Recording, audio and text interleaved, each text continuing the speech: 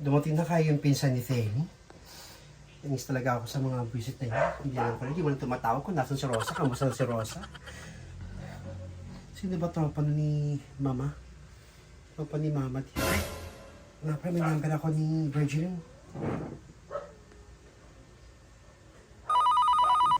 Sino ba itong tumatawag? Hello? Hello, Virgiline. O, Emiliana, bakit? Baka meron kang number ni Mama. Eh, nandun kasi anak kong si Rosa, 2 linggo na hindi nagpaparamdam sa akin. Hindi ko alam yung address, gusto kong puntahan man lang. Ah, ganun ba? O sige, memorize ko naman yung number nun eh. O kasi minsan tumatawag yun sa akin. O sige. Wait, sulat ko. O, lista mo. 0928 0928 9, 10, 11, 12, 13, 14, 15, 16, 17, 18, 19, 20. Okay, Virgiline. Maraming salamat sa'yo. O, sige. Salamat.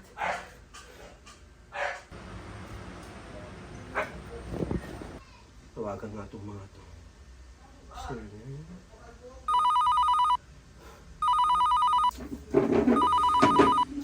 Hindi na sinasagot. Tawagan pa kayo isa pa.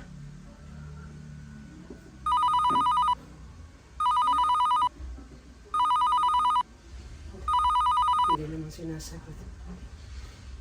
Ma-PM nga sila.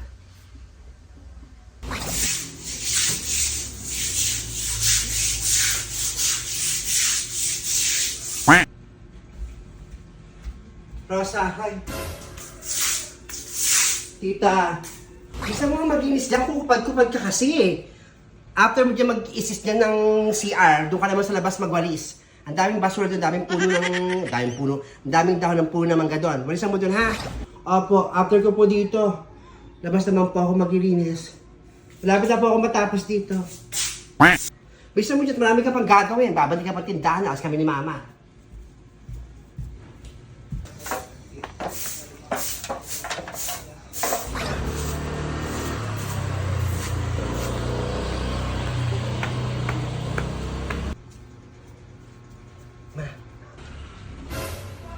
Nag-PM si Emiliana. Ito, ang dami niyang tawag. Ha? Sautin daw natin. Tawagan mo na. Para hindi tayo halata. Tawagan mo. Tawagan ko? O sige, ka lang.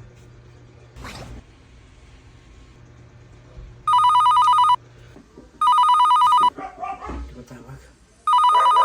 Hello? Hello, Emiliana. Buti naman tumawag kayo. 2 linggo na ako nag-aalala sa anak kong si Rosa. Kamusta na si Rosa? Pasensya ka na kung hindi kami nakakatawag, ha? Okay lang kami rito. Huwag ka mag-alala kay Rosa. Okay lang din naman yung anak mo. Baka pwedeng pakausap kay Rosa.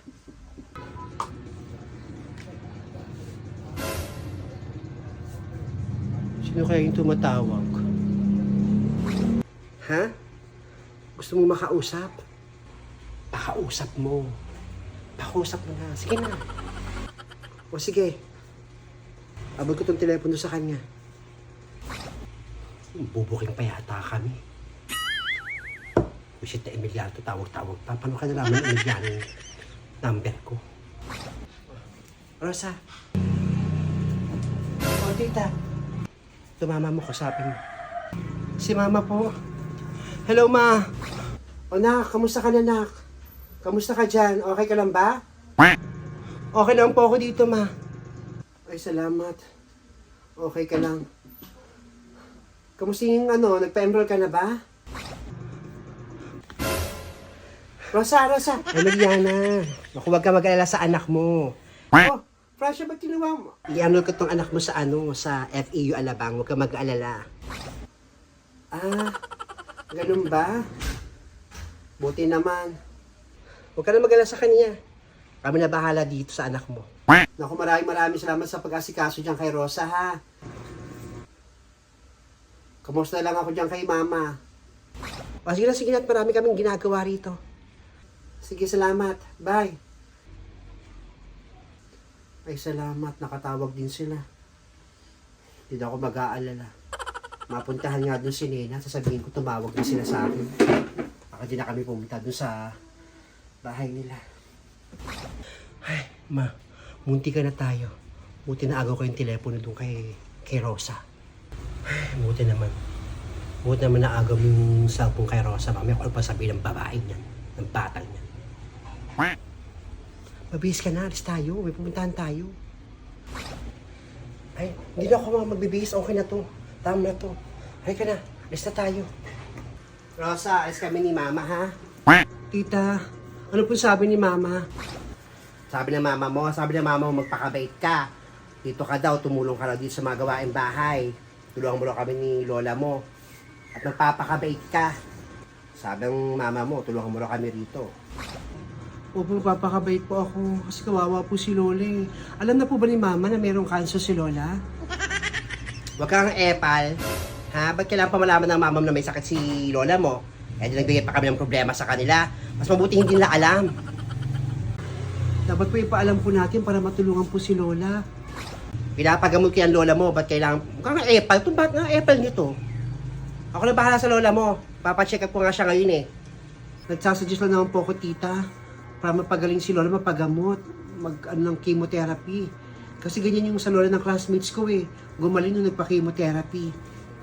Alam kong ginagawa ko sa Lola mo. Papacheck up ko yan para gumaling. Sa Diyos ka pa dyan, eh pala ka. Halika na, malis na tayo.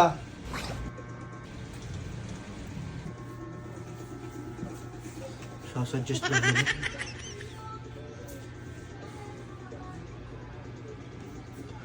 Napapansin ko parang... Totoo kaya may cancer si Lola? So, mamaya... Parang feeling ko, niloloko lang ako nila ng tita tsaka ni Lola. Para mag-stay ako dito, maawa ko sa kanya. Kahit na ayoko, niloko ako eh. Kailangan ma-discover ko. Ako dapat ang makaalam. Hindi pwedeng ihina-hina ako. Pag sabihan ako ni Mama, dapat maging palaban ako eh. Ilang araw na ako nagtitimpi. 2 linggo na ako nagtitimpi dito kay Lola, pati kay tita eh. Handa kayo sa akin pag na-discover ko.